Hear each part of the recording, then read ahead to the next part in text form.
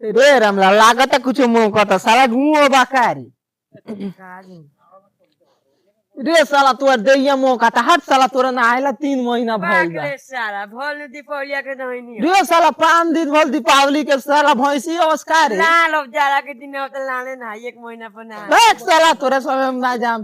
कासा एगो बाऊ 3-4 महीना से पहले बानी पीछे नहीं लाल भाग साला तोरा संग के जाई घूमे रे साला तू मुंह कहता रे भाग ना नहीं तो हां साले त नहीं तोर काछा सुनेला जाई हम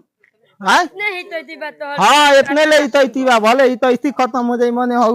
गांदा ना सुनो काछा किन लिया ढेकना के अपना बाजार पे दुकान नया खुलल बा ना जाइबा ना तू वही शर्त पे तोरा संग जाम तब तक ले ढेकना के दुकान में जाके काछा ना किनबे तब तक ले तोरा साथे हम ना जाम कबो साला जाई ओकरा दुकान में फाटो काछा बेचेला आने जाई फाटो काछा बेचेला ए साला त जो ना फेंकना के दुकान में उ बनिया बेचेला तो चलो अगुओ के नापवा दियो ए साला तोरा आगे के नापे हम सोची न सोचियो काछा कहते नहीं अगुआ के चल नापवा ठीक लियो बा